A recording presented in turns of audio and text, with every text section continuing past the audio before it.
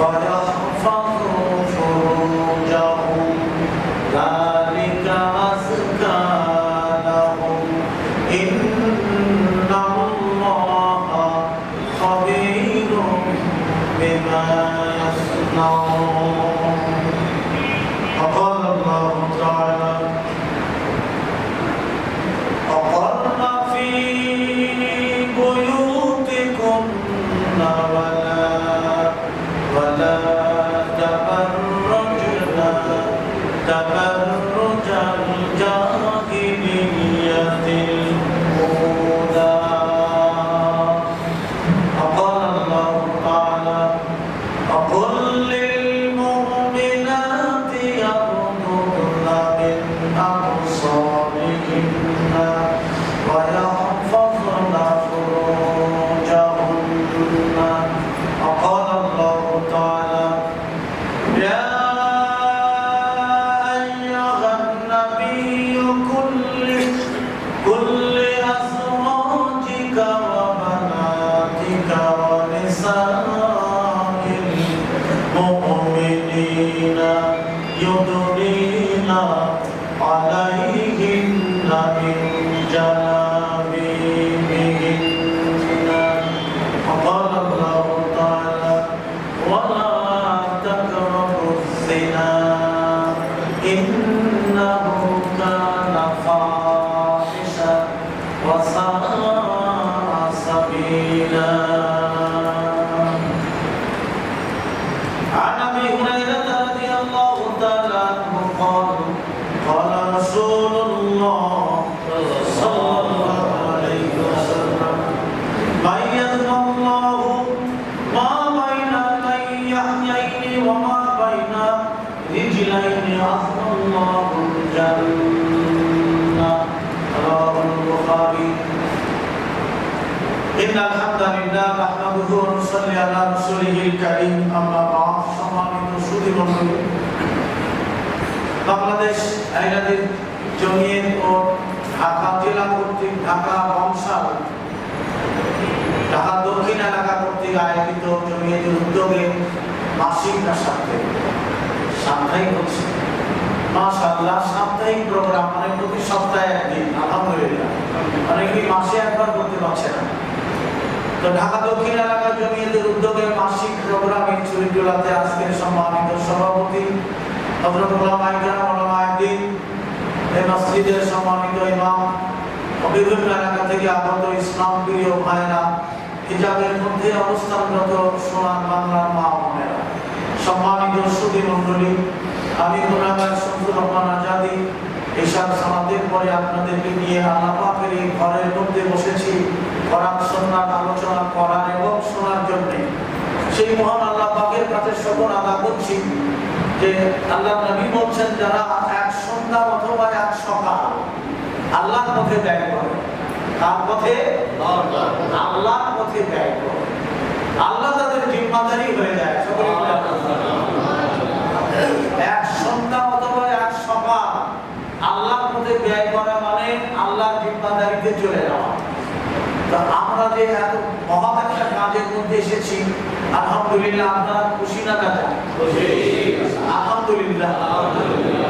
আল্লাহর কোটি কোটি শুকর আদায় করছি যে মহান আল্লাহ, যার লয় নেই ক্ষয় নেই, যিনি অমর অক্ষয় চিরস্থায়ী চিরঞ্জীব, সেই মহান আল্লাহ।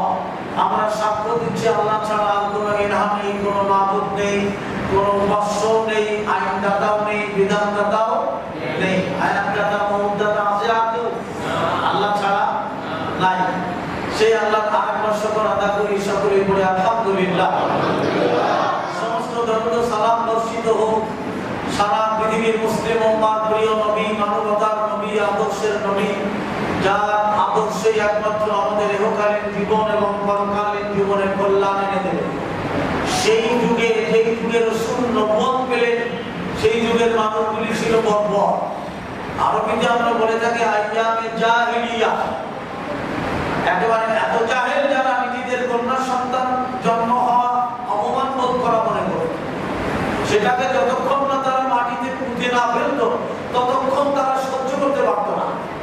সেই বর্বর সেই জাতিকে আল্লাহ নবী এই দাওয়াতের মাধ্যমে তাদেরকে সোনালী যুগে আনলেন, সকলেই বলে আলহামদুলিল্লাহ। খলিফাতুল মুসলিমিন আমিরুল মুমিনিনের জামানায় আমার ভাইরা যে আজারবাইজান থেকে হাজার মাউন্ট পর্যন্ত এই বিশাল এলাকা জুড়ে একটা যুবক ও বড় নারীর দিকে চোখ তুলে তাকাতো না, সকলেই বলে আলহামদুলিল্লাহ। আজারবাইজান থেকে হাজার মাউন্ট পর্যন্ত একটা নারী রাতের অন্ধকারে এক প্রান্ত থেকে অপর প্রান্ত পর্যন্ত ছুটে যেত, আমার ভাইরা হেঁটে যেত, একটা যুবক তার দিকে চোখ তুলে তাকাতো না, আলহামদুলিল্লাহ। এই দাওয়াতের কাজ এত দামি, এই কাজ যদি আমরা বন্ধ করে দেই আল্লাহ গজবে পরিণত করে দেবে। এই দাওয়াতি কাজ এত দামি, তোমরা যদি হক প্রচার না করো, দাওয়াত বন্ধ করে দাও, তাহলে আল্লাহ বলছেন যে আমি আল্লাহ তাদের গজবে ধ্বংস করব। গজব তো কম হচ্ছে না আমার ভাইরা। আলহামদুলিল্লাহ, ঢাকা দক্ষিণ এলাকার জমিয়তকে আমি আমার পক্ষ থেকে আহলান সালাম, সেই সাথে আপনাদের পক্ষ থেকেও সকলে পড়ে আলহামদুলিল্লাহ। আমাদের সাপ্তাহিক প্রোগ্রাম শুরু করেছেন বিভিন্ন মহল্লা, বিভিন্ন এলাকাতে, আল্লাহ কোটি কোটি শুকরিয়া জানাচ্ছি এবং তাদের উপরে আল্লাহ যেন বরকতের ডালি নামিয়ে দেয়, সকলে পড়ে আমিন। সম্মানিত সুধী মণ্ডলী, যে বিশ্ব নবীর অক্লান্ত চেষ্টা, সীমাহীন ত্যাগের মধ্য দিয়ে আমরা ইসলাম পেয়েছি, সেই বিশ্ব নবীর উপরে শত কোটি দরুদ ও সালাম সকলে পড়ে আল্লাহুম্মা সাল্লি আলাইহি আল্লাহুম্মা বারিক আলাইহি। আমার বিষয় হলো জিনা ব্যভিচার ও তার থেকে বাঁচার পথ, তার প্রতিকার। সম্মানিত সুধী মণ্ডলী, জিনা একটা ভয়ঙ্কর অপরাধ, একটা কবিরা গুনাহ, যা তওবা ছাড়া আল্লাহ তাআলা ক্ষমা করেন না। আল্লাহ তাআলা বলেন ওয়ালা তাকরাবুজ জিনা ইন্নাহু কানা ফাহিশা ওয়া সাআ সাবিলা। এই জিনা করা তো দূরের কথা, আল্লাহ বলছেন এর ধারে কাছে এসো না। জোরে বলেন সুবহানাল্লাহ। কারণ ওয়া সাআ সাবিলা, এই পথ ভালো না মন্দ? কিরকম মন্দ? এটি নিকৃষ্টতম পথ। এই পথ থেকে তোমরা ফিরে এসো, জঘন্যতম একটা রাস্তা। সম্মানিত সুধী মণ্ডলী, এর ধারের কাছে যেতে আল্লাহ নিষেধ করেছেন। আল্লাহ নবী মুহাম্মদুর রাসূলুল্লাহ সাল্লাল্লাহু আলাইহি ওয়াসাল্লাম ফজরের সালাত আদা করে সাহাবীদের দিকে মুখ ফিরিয়ে বলছেন যে তোমরা কি কেউ ভালো স্বপ্ন দেখেছো?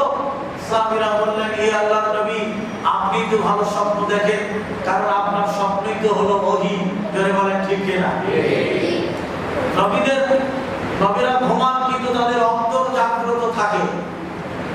তো আল্লাহর নবী বলছেন, আজকে আমাকে দুইজন সঙ্গী আমাকে রাতের বেলা অনেক কিছু দেখালেন স্বপ্নের মাধ্যমে।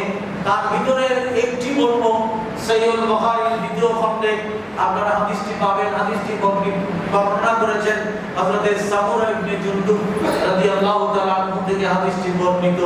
তার অনেক ঘটনার একটি হলো, আল্লাহ নবী বলছেন যে আমাকে দেখানো হলো বিশাল একটি চূড়া, তার ভিতরটার গভীরতা অনেক অনেক বেশি, আর উপরের মুখটা চিকন, ভিতরটা গভীরতা অনেক বেশি, অনেক মোটা, অনেক চওড়া, কিন্তু মুখটা হলো চিকন। এর ভিতরে আগুন জ্বালানো হলো, দাও দাও করে আগুন জ্বলছে। আমি দেখলাম ওর ভিতরে নারী আর পুরুষ উলঙ্গ হয়ে দাও দাও করে জ্বলছে। এর ভিতরে নারী পুরুষ উলঙ্গ হয়ে দাও দাও করে জ্বলছে, নাউযুবিল্লাহ। এবং আগুনের লেলিহান সেখানে উপরে উঠছে, ওরাও আগুনের ভিতরে দাও দাও করে জ্বলছে এবং মনে হচ্ছে যে ওরা লাফ দিবে ঠিকই। এমতো অবস্থাতে আমার আগুনটা নিচে ওই চোলার গভীরে চলে যাচ্ছে, আবার উঠতেছে, আবার গভীরে যাচ্ছে। আমি এই ঘটনা দেখে ভীত সন্ত্রস্ত হয়ে পড়লাম। আমি জিবরাইলকে বললাম, ভাই জিবরিল আমিন, এরা কি এমন গুনাহ করেছে, কি এমন পাপ করেছে যে কঠিন এবং যন্ত্রণাদায়ক আযাব তাদের দেওয়া হচ্ছে আগুনের মধ্যে, চুলার মধ্যে। সহজ কথা, চুলার মধ্যে আগুন তো আরো বেশি উত্তাপ, আর তার ভিতরে তারা দাম দাম করে জ্বলছে উলঙ্গ হয়ে। হযরত জিবরাইল আলাইহিস সালাম বললেন, এরা হলো জিনাকার, জিনাকারিনী। জোরে বলেন আস্তাগফিরুল্লাহ, জোরে বলেন নাউযুবিল্লাহ। এরা হলো জিনাকার, জিনাকারিনী। জিনার শাস্তি কত জঘন্য হতে পারে। আল্লাহ নবী মুহাম্মদুর রাসূলুল্লাহ সাল্লাল্লাহু আলাইহি ওয়াসাল্লাম বলেন, জাহান্নামের জিনাখোর যারা, এদের খাদ্য হবে তিনাতুল খাবাল।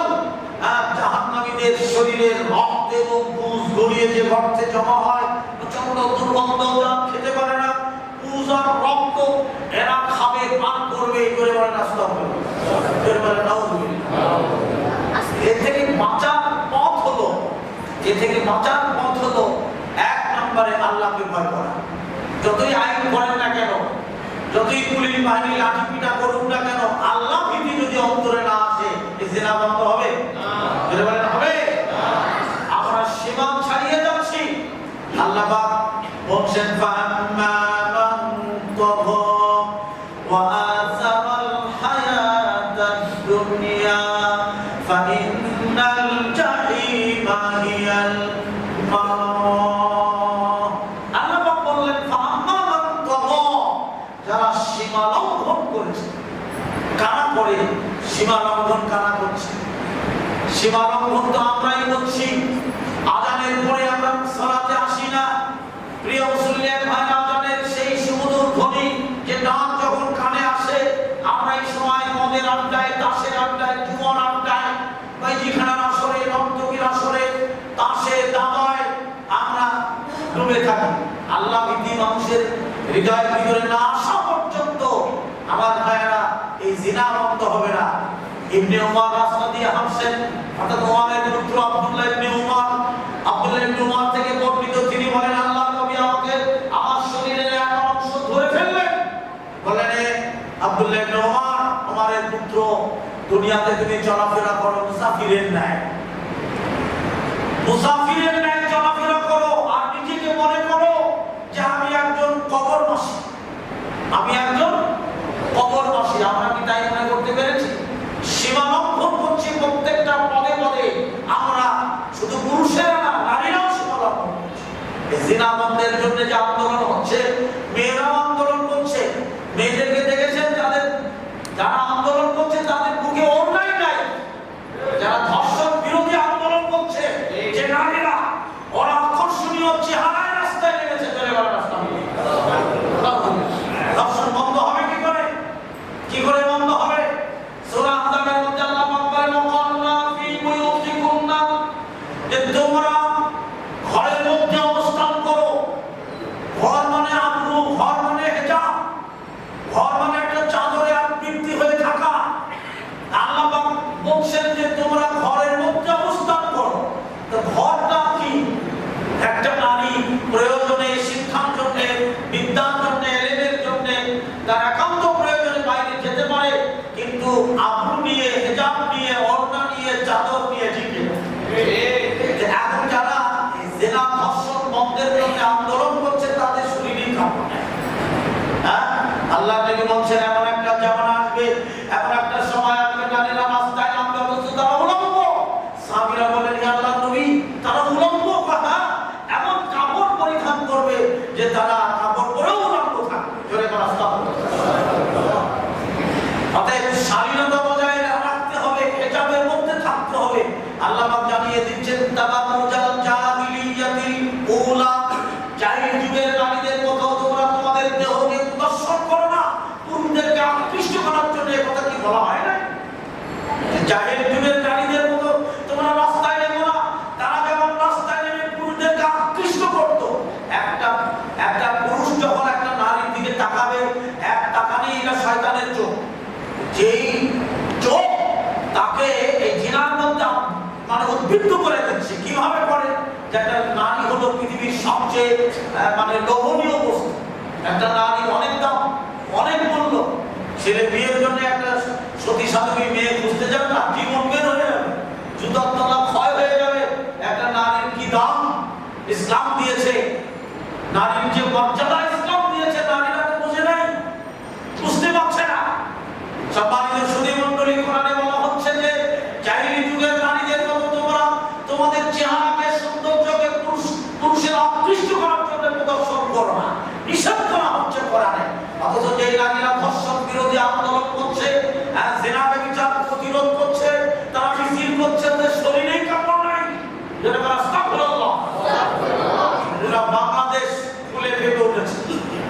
গোটা বাংলাদেশে জেলায় জেলায়, একবার থানায় থানায় জিনা ব্যভিচারের বন্যা বহায় দিচ্ছে। সেই জাহিলি যুগের মতো, বর্বর যুগের মতো। প্রিয় মুসলিম ভাইরা, জাতি ছিল পৃথিবীর সবচেয়ে ঘৃণিত জাতি, যে জাতি পুরুষের নারীতে জেনা ব্যভিচারে লিপ্ত। পুরুষরা নারীদের ভুলে গেল, নারীরা পুরুষদের ভুলে গেল। পুরুষরা পুরুষকে নিয়ে তারা এই জঘন্য কাজে লিপ্ত হতো, আর নারীরাও নারীদেরকে নিয়ে তাদের কাম প্রবৃত্তি চরিতার্থ করতো। জোরে বলেন আস্তাগফিরুল্লাহ। এই কত বড় ভয়ঙ্কর অপরাধ! আপনারা জানেন এদের বসবাস ছিল ফিলিস্তিন এবং জর্ডানের মধ্যবর্তী একটা জায়গা, যেখানে একটি সাগর কালের সাক্ষী হিসেবে দাঁড়িয়ে আছে। এই সাগরের নাম দিয়েছে পৃথিবীর বড় বড় বিজ্ঞানীরা নুন সাগর, কেউ দিয়েছে মৃত সাগর। যেই সাগরের পানিতে ৫,৫০০ বছর এই সাগরের বয়স, অথচ এই পানিতে একটা কীট জন্মায় না, একটা পোকামাকড় নাই, মাছ তো দূরের কথা, হিংস্র প্রাণী তো দূরের কথা, একটা ব্যাঙের কোনাও নাই, একটা কীট জন্মায় না। পৃথিবীর বিজ্ঞানীরা সেখানে গেল, জর্ডান এবং ফিলিস্তিনের মধ্যবর্তী জায়গা, এখানে কানাবাস করতে, এখানে কি আছে সেই সাগরের পানি পরীক্ষা করে দেখে। সাগরের পানিতে কোনো কীট নাই। কি আশ্চর্য ব্যাপার! পানি পরীক্ষা করে রেজাল্ট পাওয়া গেল এই পানিতে আছে হাইড্রোজেন, এর মধ্যে আছে পেট্রোল, এই পানির মধ্যে আছে গন্ধক, বালু পাথর, যা দিয়ে আমার ভাইরা পারমাণবিক বোমা তৈরি করা হয়। তাই ধাতু সবই পানির মধ্যে মিশ্রিত। ব্যাপারটা কি?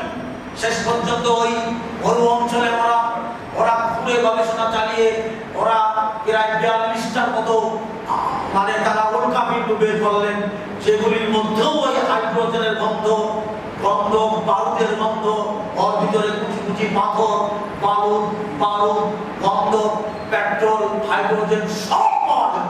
পানিতে যা পাওয়া গেল উল্কাপিণ্ডের মধ্যেও তাই পাওয়া গেল। বিজ্ঞানীরা অবাক হয়ে গেলেন, ব্যাপারটা কি? হ্যাঁ, এই কে বানালো? এই পারমাণবিক বোমা বানাবার মতো ক্ষমতা পৃথিবীর কারো নাই। ওরা হিসাব করে দেখলো যে এক একটা উল্কাপিণ্ডের ওজন ছিল, যখন পৃথিবীতে মারা হলো তখন তার ওজন ছিল ৪২ টন। ৪২ টন সে কত বড়? একটা ট্রাকে কত টন মাল ধরে? হ্যাঁ, লেখা থাকে ৭ টন, ৭.৫ টন, ১০ টন। হ্যাঁ, তাহলে ৪২ টন আর ৫টা ট্রাক ভর্তি করে নামার পরে যে ওজন হবে একটা উল্কাপিণ্ডের, সেই ওজন তারা বলছে পৃথিবীর কারো ক্ষমতা নেই এই পারমাণবিক বোমা তৈরি করা। শেষ পর্যন্ত গবেষণা করে দেখলো এখানে কোন জাতি বাস করতো। ওরা কোরআন খুলে দেখলো এখানে লুট জাতি বাস করতো, যে জাতি পৃথিবীর সবচেয়ে ঘৃণিত অপরাধ করেছে, যার অন্য কোনো জাতি করে নাই। আজকের পিতার সামনে কন্যাকে ধর্ষণ, নিজের স্ত্রীকে ধর্ষণ করছে। আস্তাগফিরুল্লাহ। ধর্ষণ করে তো ছেড়ে দিচ্ছে না, ৩ টুকরা করে দিচ্ছে ধর্ষণ করে। আস্তাগফিরুল্লাহ। সম্মানিত সুধী মণ্ডলী, আল্লাহ নবী বলেন ৩ শ্রেণীর মানুষের প্রতি কিয়ামতের দিন আল্লাহ ফিরে তাকাবেন না, আল্লাহ তাদের পবিত্র করাবেন না, আল্লাহ তাদের মাফ করবেন না। কয় শ্রেণী? ৩ শ্রেণীর মানুষের প্রতি আল্লাহ ফিরে তাকাবেন না, আল্লাহ তাদের পবিত্র করাবেন না, আল্লাহ তাদের ক্ষমা করবেন না। আশ্চর্য কথা বিশ্ব নবীর জবান দিয়ে বের হলো। সহিহ বুখারীর হাদিস। প্রিয় মুসলিম ভাইরা, আল্লাহ নবী বলেন আল্লাহ যদি ফিরে না তাকায়, আল্লাহ যদি পবিত্র না করায়, আল্লাহ যদি আমাদেরকে ক্ষমা না করে, তাহলে একজন ব্যক্তি জান্নাতে যাবে না, এমনকি কোনো নবীও যাবে না। সহজ কথা নয়। তাহলে আল্লাহ যদি ফিরে না তাকান, আল্লাহ যদি ক্ষমা না করান, আল্লাহ যদি পবিত্র না করান, তাহলে পরিণতি কি হবে? এরা কয় শ্রেণী? আল্লাহ নবী বলেন ১ নম্বর হলো শাইখুন জালিম, ২ নম্বর হলো মালিকুন জাদ্দাবুন, ৩ নম্বর ওয়াইলুন মুস্তাকবিরুন। ১ নম্বরে শাইখুন জালিম, মিথ্যাবাদ, বৃদ্ধ বয়সে যারা জিনা করে, অর্থাৎ বৃদ্ধ বয়স হয়ে গেছে তারপরও জিনা ছাড়ে না। জিনা কি করে না? ছাড়ে না। জোহাইনা গোত্রের এক মহিলা আল্লাহ রাসূলের কাছে এসে বলেন, ইয়া আল্লাহর নবী, তাহিরনি ইয়া রাসূলুল্লাহ, আমাকে পবিত্র করেন, আমি জিনা করেছি। নবী মুখটা ধরে নিলেন, আবার এই পাশে এসে বললেন, তাহিরনি ইয়া রাসূলুল্লাহ, আমাকে পবিত্র করেন, আমি জিনা করেছি। নবী আবার মুখটা ঘুরিয়ে দিলেন। এই মহিলা বললেন কাবিতি গোত্রের মহিলা, ভুল বললাম, কাবিতি গোত্রের মহিলা। জয়না গোত্রের আরেক মহিলা, কিন্তু কাবিতি গোত্রের এই মহিলা এই রাসূলের কাছে এসে বললেন, তাহিরনি ইয়া রাসূলুল্লাহ, আমি জিনা করেছি, আমাকে পবিত্র করান। দিন পরে আল্লাহর নবীর কাছে এসে বলছেন, হে আল্লাহর নবী, আমি জিনা করেছি, আমার শাস্তি দিন, আমার গর্ভে সন্তান। আল্লাহর নবী তখন মুখ খুললেন, বললেন, তুমি অপেক্ষা করো সন্তান প্রসবকাল পর্যন্ত। আল্লাহ বিধি কাকে বলে দেখেন, জিনাটা করেই ফেলেছে, সে অপরাধটা করেই ফেলেছে, আল্লাহর কাছে সারেন্ডার করে ফেলেছে। আল্লাযীনা ইযা ফাআলু ফাহিশাতান আও যালামু আনফুসাহুম যাকারুল্লাহা ফাস্তাগফারু লিযুনুবিহিম। যখন কোনো বান্দা কোনো ফাহিশাত কাজ করেই ফেলেছে, হয়ে গেছে, হওয়াটা আদম সন্তানের জন্যই স্বাভাবিক, হয়ে গেছে, ফাস্তাগফারু লিযুনুবিহিম, আল্লাহর কাছে সারেন্ডার করে ফেলেছে, আল্লাহ ভুল করেছে, আল্লাহ ধরো, আল্লাহ আমি তোমার বান্দা, তুমি যে আমার স্রষ্টা, আল্লাহ তুমি আমার মালিক, আল্লাহ আমি তোমার গোলাম, আমি তোমার দাস, ভুল করে ফেলেছি, আল্লাহ তুমি ক্ষমা না করলে আমি যাব কোথায়? আল্লাহ পাক কোরআনের মধ্যে বলেন, ওয়া মান ইয়াগফিরুয যুনুবা ইল্লাল্লাহ, আমি আল্লাহ ছাড়া আর কে আছে আমার বান্দার ক্ষমা করে দেওয়া? আর কে আছে? আমি আল্লাহ ছাড়া আর কেউ আছে কি? আল্লাহ গর্ব করে বলেন, আর কে আছে আমি ছাড়া? আর কি কেউ আছে? নাই। মানে আল্লাহ গর্ব, ক্ষমার মালিক আমি, আর কেউ? ধরে বলেন আর কেউ? নবী কি ক্ষমা করতে পারে? মাফ করার মালিক নবী না আল্লাহ? ক্ষমা করার মালিক নবী না আল্লাহ? আল্লাহ নিজেই গর্ব করে বলছেন, আমি আল্লাহ ছাড়া বান্দা, তোর আর কি আছে? ক্ষমা তো আমি করব। ভুল করে ফেলেছে। আল্লাহ নবী বললেন, যাও প্রসবকাল, সন্তান প্রসব হওয়ার আগ পর্যন্ত তুমি নিরাম থাকো।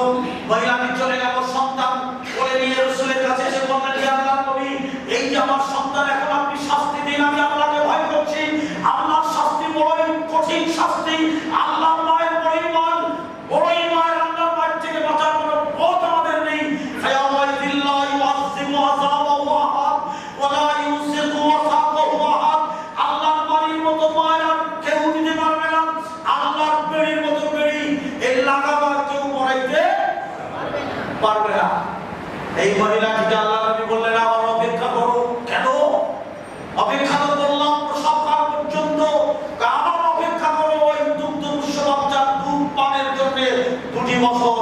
যখন সুবহানাল্লাহ, ওকে সময় দিলেন নবী, যাতে ও ফিরে না আসে, তওবা করে নেয়, যাতে ও ফিরে না আসে, আল্লাহর কাছে ইস্তেগফার করে, আল্লাহ আমি আর করব না, মাফ করে দাও, মাফ করে দাও।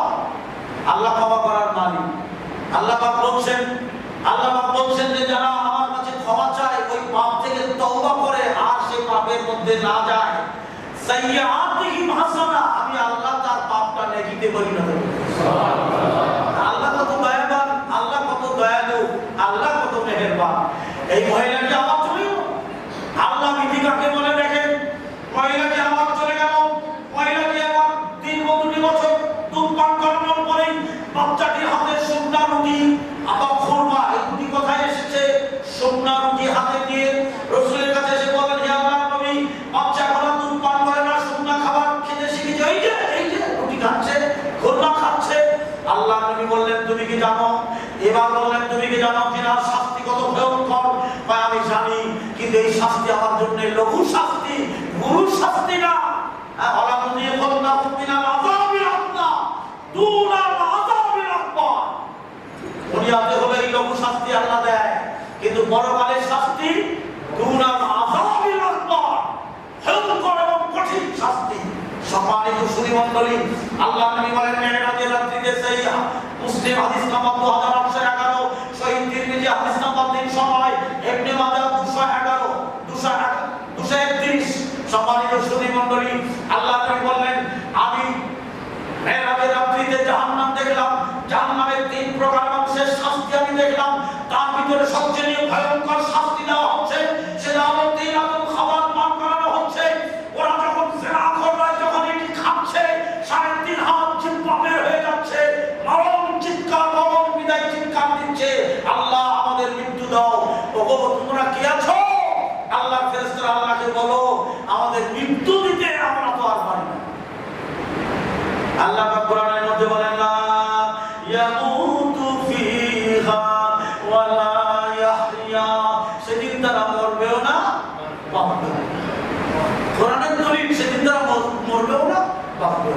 বিশ্বনবী মহিলাটিকে বললেন যে তুমি কি জানো জেনার শাস্তি কি পাবে? জানো?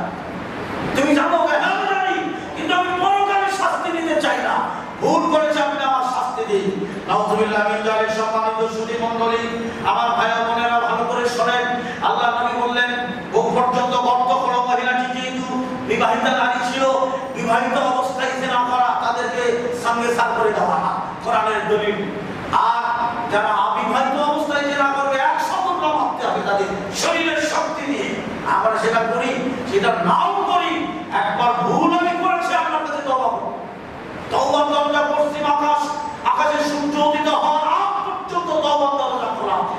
আল্লাহ এত দয়ালু, আল্লাহ এত তোমার 53 নম্বর আয়াতের মধ্যে আল্লাহ পাক বলছেন কুল ইয়া ইবাদিয়াল্লাযীনা আসরাফু আলা আনফুসিহিম লা তাকনাতু মির রাহমাতিল্লাহ ইন্নাল্লাহা ইয়াগফিরুয যুনুবা জামিআ ইন্নাহু হুয়াল গফুরুর রহিম।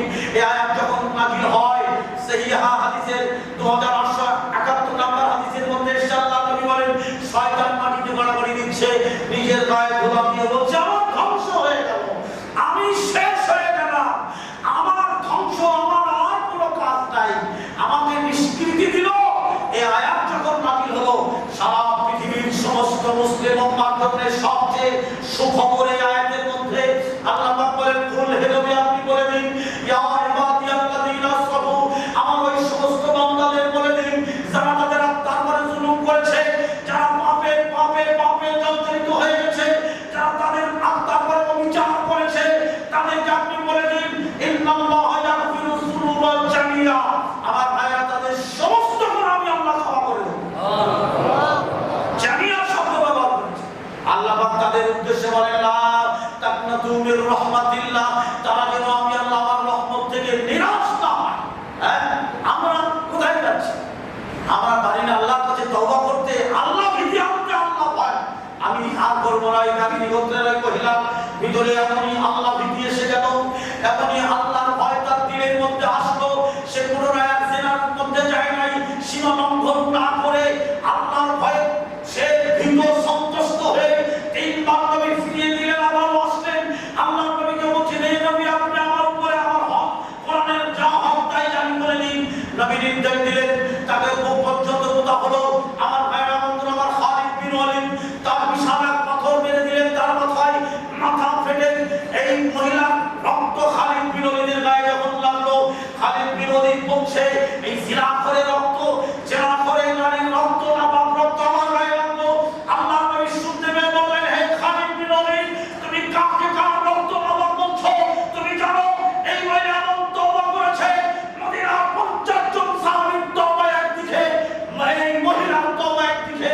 তুমি কি জানো এই মহিলার জন্য জান্নাতের ফেরেশতারা এসেছে তার আত্মাকে ইস্তেগফার করার জন্য? তুমি কি জানো তাকে বলা হচ্ছে হে পবিত্র আত্মা আল্লাহ পাকের রহমতের দিকে বের হও। এই মহিলা একজন জান্নাতি মহিলা, চিৎকার করে বলেন সুবহানাল্লাহ। আমার ভাইরা, আল্লাহ ভীতি আনতে হবে। এর প্রতিকার হলো যে আল্লাহ ভীতি, 1 নম্বরে আল্লাহ ভীতি আনতে হবে। সেই জন্য আল্লাহ পাক বলেন ফাআম্মা মান তাগা, যে ব্যক্তি সীমা লঙ্ঘন করেছে, ওয়া আসারাল হায়াতাদ দুনিয়া, আর দুনিয়ার জীবনকে প্রাধান্য দিয়েছে, দুনিয়ার জীবনকে সে প্রাধান্য দিয়েছে, দুনিয়ার সুখ শান্তিকে সে বড় মনে করছে। হ্যাঁ, আল্লাহ পাক কোরআনের মধ্যে বলেন ফাইন্নাল জাহিমা হিয়াল মাওয়া, সে একটা অবশিষ্ট তার ঠিকানা তৈরি করে দিল জাহান্নামে। এখানে দুটি কথা বলেছেন। 1 নম্বরে যারা সীমা লঙ্ঘন করে, সীমা লঙ্ঘন করে পাপের পরে পাপ করেই যাচ্ছে, করেই যাচ্ছে, আল্লাহ ভীতি নাই, সে তওবা নাই তার ভিতরে, সারেন্ডার নাই তার ভিতরে, আত্মসমর্পণ নাই তার ভিতরে। সম্মানিত সুধী মণ্ডলী, দুনিয়াকে প্রাধান্য দিচ্ছেন। আল্লাহ নবীর সাথে সাহাবীরা চললেন, এক বাজার দিয়ে রাসূল যাচ্ছেন, সাহাবীদেরকে ডেকে বললেন যে বাজারে এটা কি পড়ে আছে? রাসূল বলেন, সাহাবীরা বলেন যে একটা মরা ছাগল পড়ে আছে। ছাগলের কানটা ধরে বলছে ও বাজারের মানুষেরা, এই ছাগলটির দাম, এই মৃত ছাগলটির দাম 10 দিরহাম, কে নিবা? কেউ কোনো কথা বলেন না। বলেন এই মৃত ছাগলটির দাম 5 দিরহাম, কারা নিবা? কেউ কোনো কথা বলেন না। ও বাজারের মানুষেরা আমার কথা কি শুনতে পাচ্ছ? এই মৃত ছাগলটার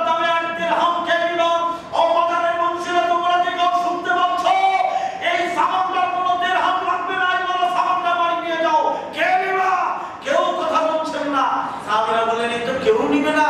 আল্লাহ নবী বলছেন, শোনো, এই মরা ছাগলটা যেমন মূল্যহীন, এই দুনিয়াটা তোমাদের জন্য মূল্যহীন। তাহলে দুনিয়ার প্রাধান্য দিচ্ছি। সেই জন্য আল্লাহ পাক বলছেন যে ফাআম্মা মান তাগা ওয়া আসারাল হায়াতাদ দুনিয়া, যারা দুনিয়া জীবনকে প্রাধান্য দিচ্ছে। আজকে গাড়ি গাড়ি টাকা পয়সার মোহে আমরা কি না করছি, হ্যাঁ, একেবারে হালাল হারামের বাদ বিচার নাই, ভিতরে নেই আল্লাহ ভীতি। সন্তানগুলি দেখে বাবার নাফরমানি করেই যাচ্ছে, এমনকি মা বাবাকে মারতেছে এবং সন্তানকে নাই। হ্যাঁ, পৃথিবীতে সবচেয়ে 3 নম্বর বড়, সবচেয়ে 3 নম্বর বড়। 1 নম্বরে শিরক করা, 2 নম্বরে এসেছে মা বাবার অবাধ্য হওয়া, 3 নম্বরে হয়েছে মিথ্যা কসম কাটা। হ্যাঁ, তাহলে আজকে মানুষের ভিতরে আল্লাহ ভীতি নাই। এই দাওয়াত আমাদের একান্ত ফরজ হয়ে গেছে। আমি মনে করি প্রত্যেক ঈশার সালাতের পরে আমাদেরকে আল্লাহর পথে ডাকতে হবে। আল্লাহ পাক রাসূলকে ডাকলেন, নবী ঘুমায় আছেন, সূরা মুজাম্মিল নাযিল হয়ে গেল।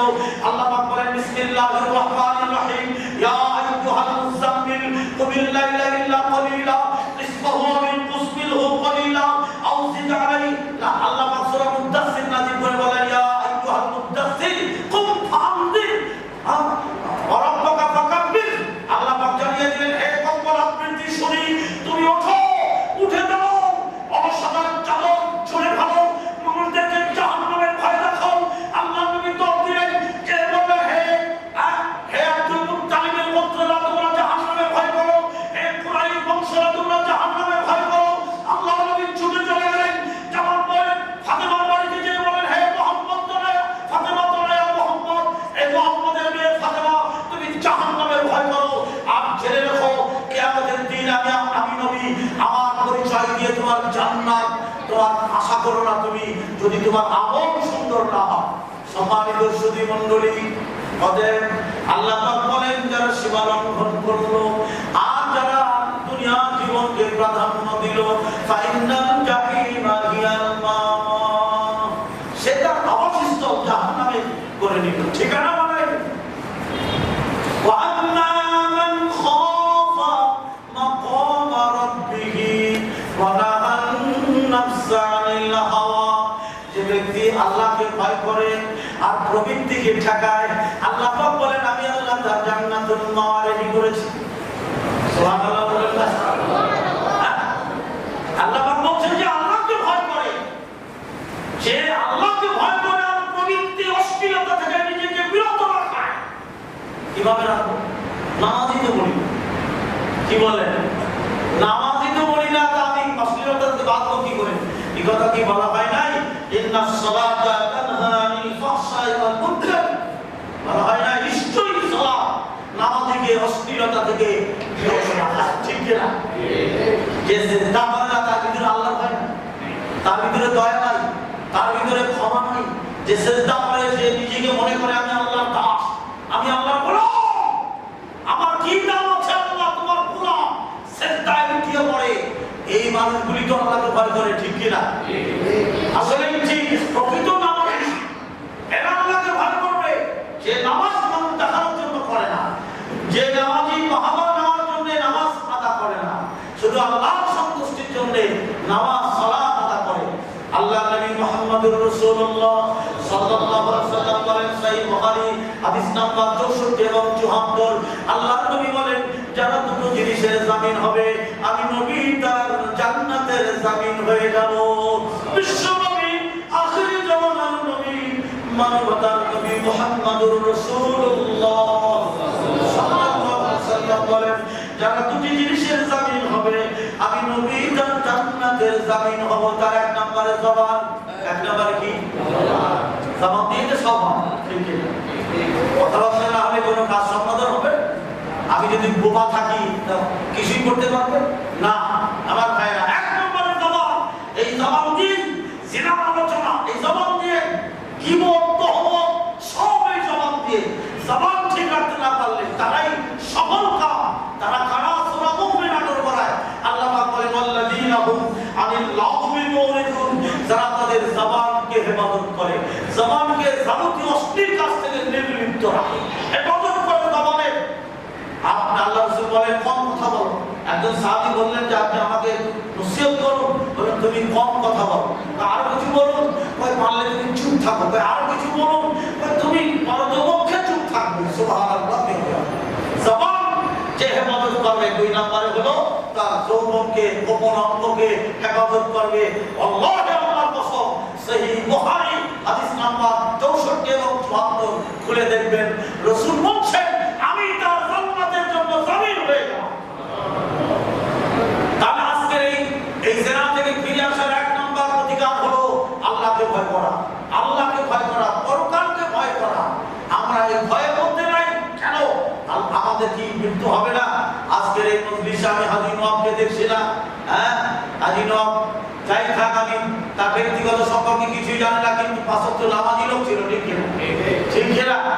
যে মারা গেছে তার জন্য দোয়া করতে হবে, তার খারাপটা বলা যাবে না, তার ভালোটাই বলতে হবে। হাজী নওয়াব সাহেব চলে গেছে, এভাবে কত মানুষ চলে গেল, আমার মসজিদের কত মুসল্লি চলে গেল, আমার মসজিদের সেই কণ্ঠস্বর, আমার মায়েরা সুদাইসির মতো কণ্ঠস্বর, হাফেজ ইসমাইল, আমার মায়েরা যাওয়ার কণ্ঠের মতো কণ্ঠ আমি আর বংশার কোথাও দেখি নাই। অথচ আমারই সহপাঠী হাফেজ ইসমাইল মসজিদে চেয়ারে বসে ঝুলে পড়ে গেল। আল্লাহু আকবার। রাত্রি 2:30 3টার সময় আব্দুল মতিন ফোন দিচ্ছে, উস্তাদি হাফেজ ইসমাইল মারা গেছে। বলো কি আব্দুল মতিন? কয় মারা গেছে। ইন্না লিল্লাহি ওয়া ইন্না ইলাইহি রাজিউন। আমার ভাইরা তাই তো কবি বলেন, ये हम सब मुसाफिर है वही आखिर ठिकाना, कोई आगे रवाना है कोई पीछे रवाना। চলে যেতেই হবে আমাদের।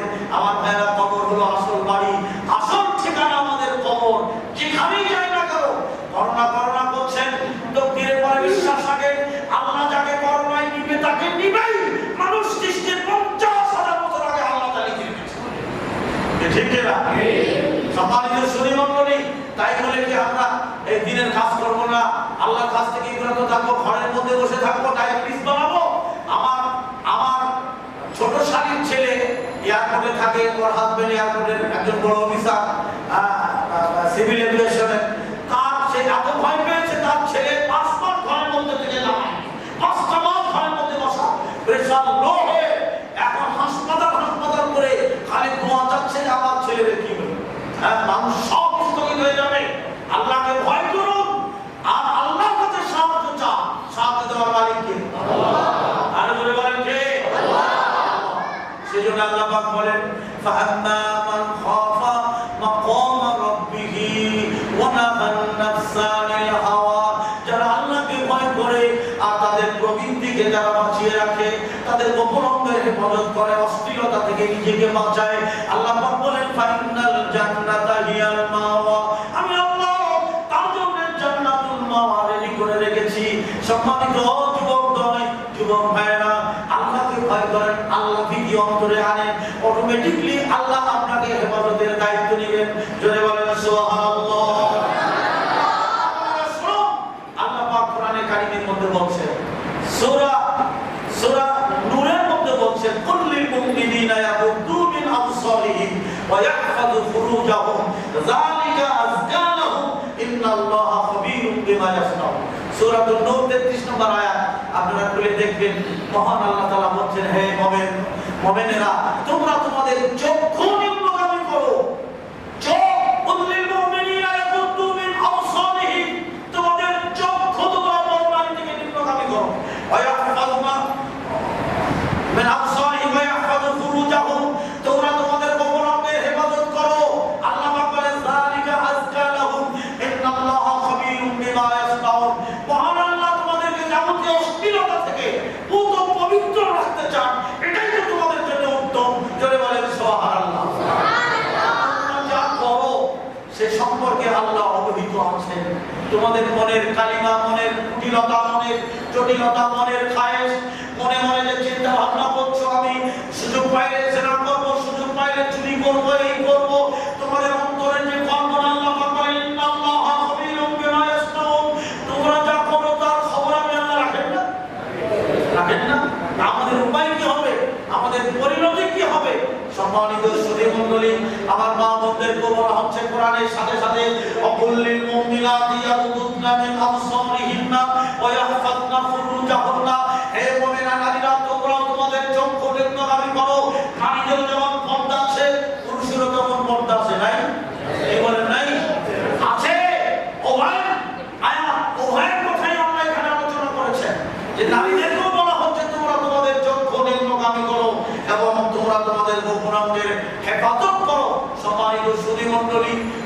চিন্তা জন্ম থেকেই গড়ে ওঠে সন্তানদের, ঠিক কিনা? এর মূলে দায়ী হলো মা বাবা। সন্তান যে পথে নিবেন সেই পথে যাবে, ঠিক কিনা? সন্তানকে যেভাবে করবেন ও ছিল একটা কাদার টুকরা। এখন বোমার বাড়ি গিয়ে দেখবেন, আমরা ছোটবেলায় যে দেখেছি কাদা চটকায়া সুন্দর করে হাতে নিয়ে ওই কাদা দিয়ে হাঁড়িও বানাচ্ছে, সরাও বানাচ্ছে, কলসও বানাচ্ছে, মাটির প্লেটও বানাচ্ছে, ঠিক কিনা? কাদা তো একই না, দুই রকম। একই, যেদিকে নিচ্ছেন সেদিকে যাবে।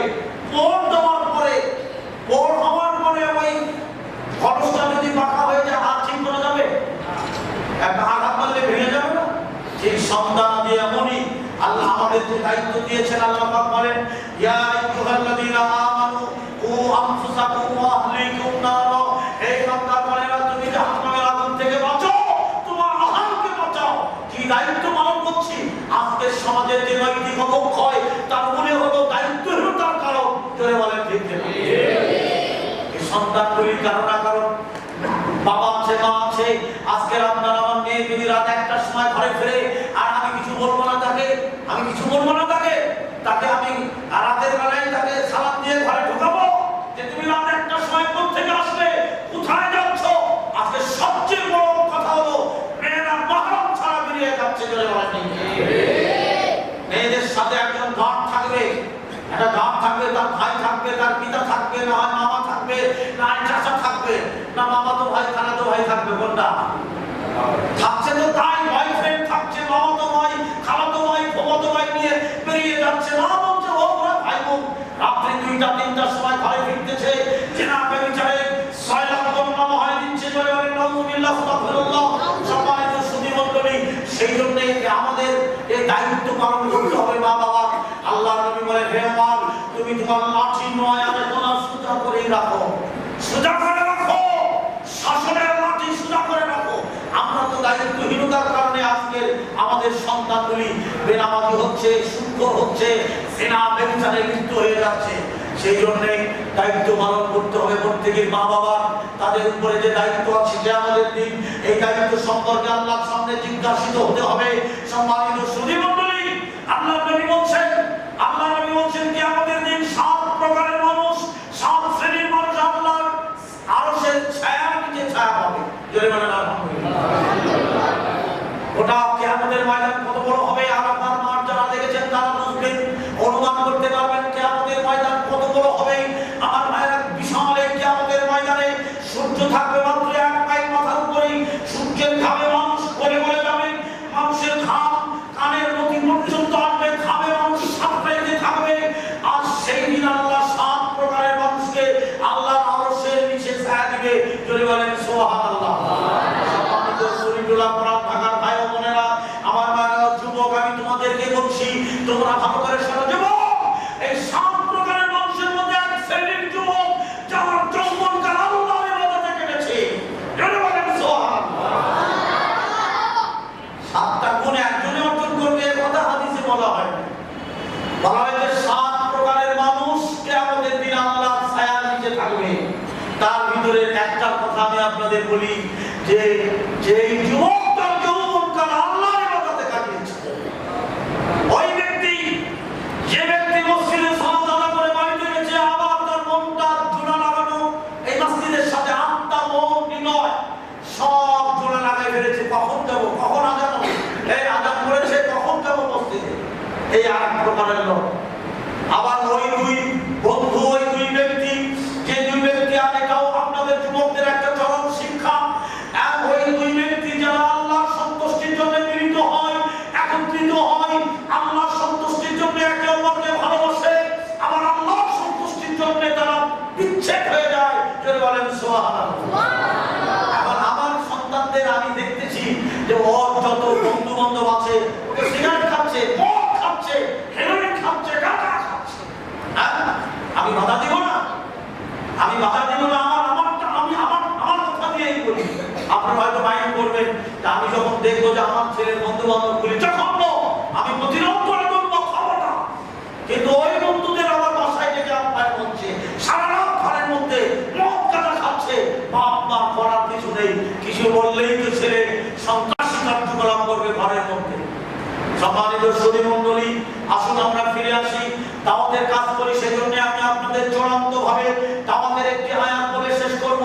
আর এই আয়াতটা আমার কাছে এত ভালো লাগে, আমার ভাই বোনেরা মায়েরা, মহান আল্লাহ নিজেই তাবলীগ করছেন রাসূলের সাথে, আল্লাহ নবীকে ডেকে, শুধু নবীকে ডেকে দাওয়াত দিচ্ছেন। জোরে বলেন সুবহানাল্লাহ। আল্লাহু আকবার।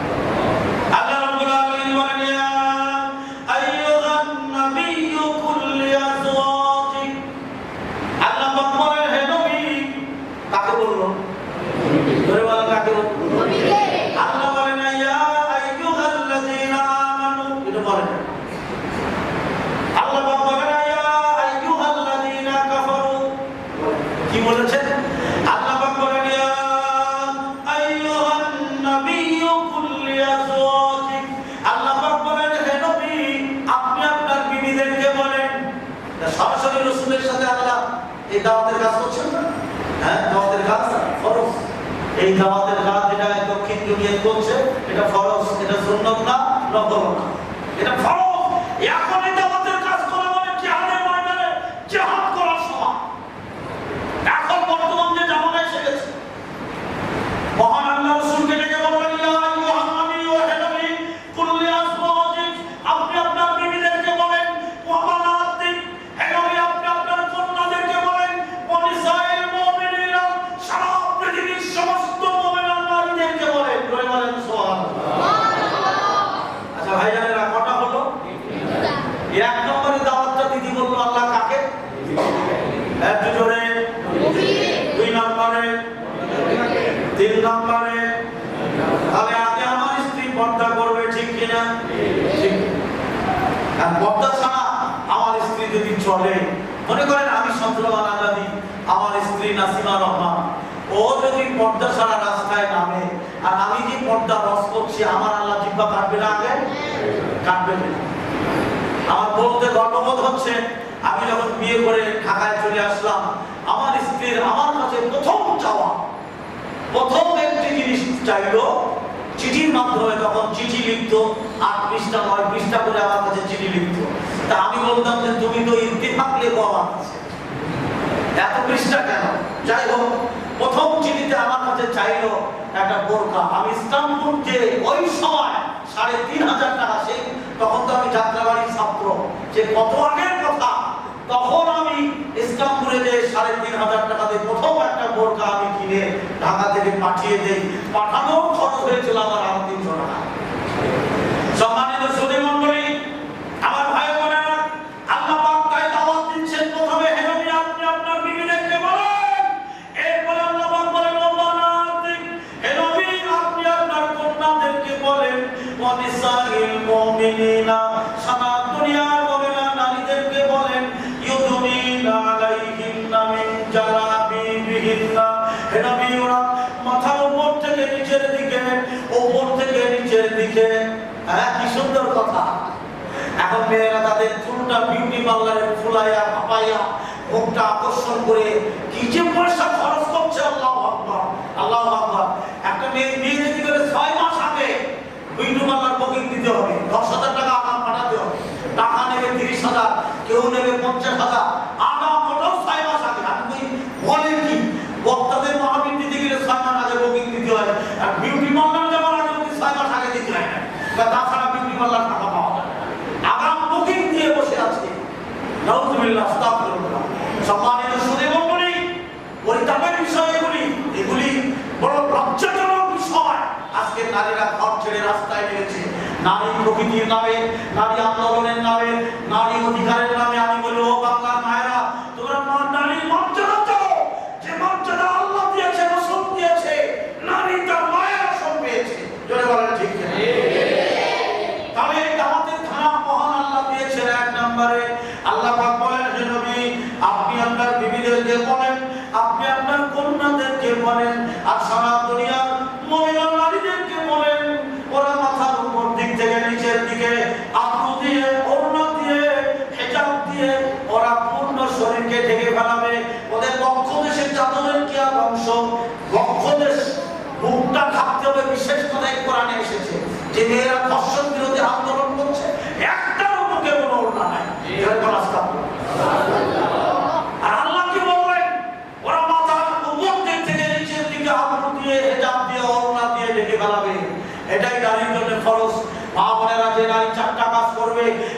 জান্নাতে ফাতাদখুল মিন আবওয়াবিল জান্নাহ, সে নারী জান্নাতের সবকটা দরজা দিয়ে জান্নাতে যাবে। আল্লাহর নবী বলেন মেরাজের রাত্রিতে আমাকে দেখানো হলো জাহান্নাম, আমি আশ্চর্য হয়ে গেলাম।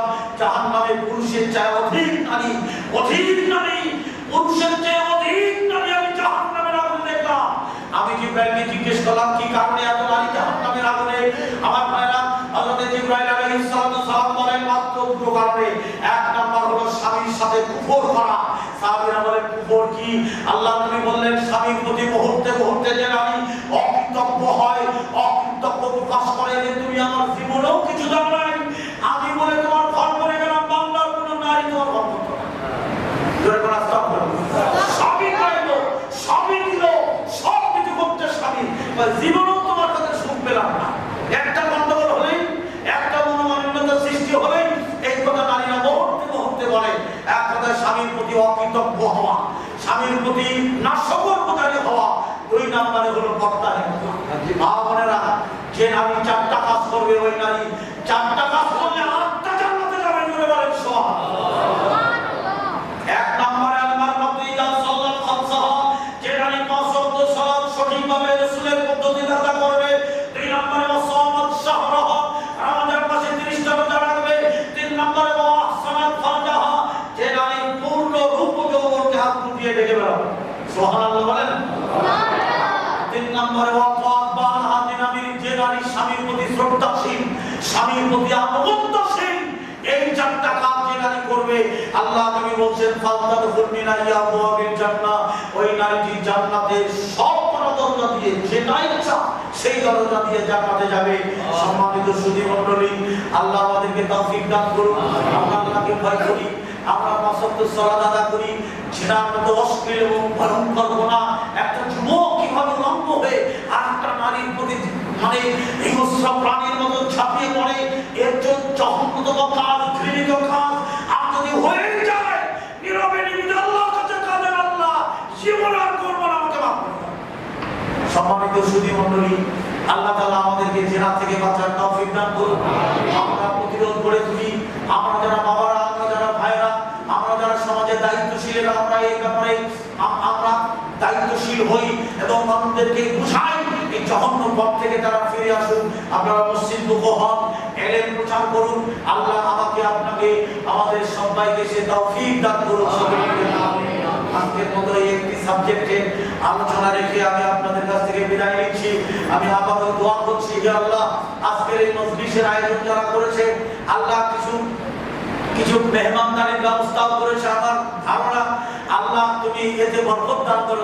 আল্লাহ ঢাকা দক্ষিণ এলাকার জমি দূর করে আল্লাহ তুমি রহমত নাজিল করো। বাংলাদেশের মুসলিম উম্মাহকে আল্লাহ ঐক্যবদ্ধ হয়ে এই জিনা বেচারের প্রতিরোধ করে তোলার তৌফিক আল্লাহ তুমি দান করো। সমাজকে আল্লাহ তুমি জান্নাতি করে দাও। আল্লাহ এলাকার মা বোনদেরকে পর্দাশীল মুমিনা করে দাও। আল্লাহ আমাদের মা বাবা যারা মারা গেছেন, আল্লাহ তুমি তাদের জান্নাতবাসী করে দাও। ইয়া রাব্বুল আলামিন, আমরা যারা তোমার এই ঘরে, আল্লাহ আমাদের জীবনের কত গুনাহ, জানা অজানা, ছোট বড়, সগীরা কবিরা, সমস্ত গুনাহ থেকে আল্লাহ তুমি আমাদের আজকে মাফ করে দাও। ইয়া আল্লাহ, তোমার কাছে আমরা তওবা করছি। আমার সাথে আপনারা বলেন সহি তওবা, আস্তাগফিরুল্লাহ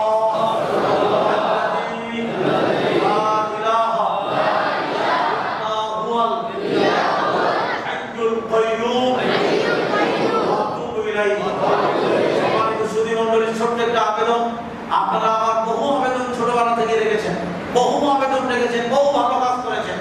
আমার বাইতুল মামুর মসজিদের 5 তলার কাজ হচ্ছে। আমরা চেষ্টা করছি মহিলা আমার, কিন্তু এখনো অনেক টাকার কাজ। আপনারা আপনাদের সাধ্যমতো বাইতুল মামুর কমিটির কাছে রিসিটের মাধ্যমে আসলেন না। আজকে আমি এখন পয়সা করে চাচ্ছি না, আপনারা আপনাদের সুবিধা মতো বা প্রতি জুমায় যে বাইতুল মামুর মসজিদের 5 তলার যাতে আমরা মহিলা আনতে পারি, সব মসজিদে আছে, আমরা এখনো পারিনি। তবে কোটি কোটি টাকার কাজ হয়েছে। আর মাশাআল্লাহ বাইতুল মামুর আপনারা এটা করেছেন। সব সময় বলি এটা আপনারাই করেছেন। আর এখন বাইতুল মামুরে গত জুমায় কলতা বাজার থেকে এক ব্যক্তি এসে বললেন, ওস্তাদজি আমি দিন খুতবা আপনার শুনে আমি সহিহ আকীদা গ্রহণ করেছি, অথচ আমি সিলেট বাজারে না যেয়ে থাকতে পারতাম না। যত কাপড় ব্যবসায়ী হারামি ভাইরা যারা মজার পূজারি বাইতুল মামুর বাজারের পরে ওখানে নামাজ পড়ে খুতবা দুটো তিনটে শুনেই তারা তওবা করে, জীবনে আর বাজারে যেতাম না।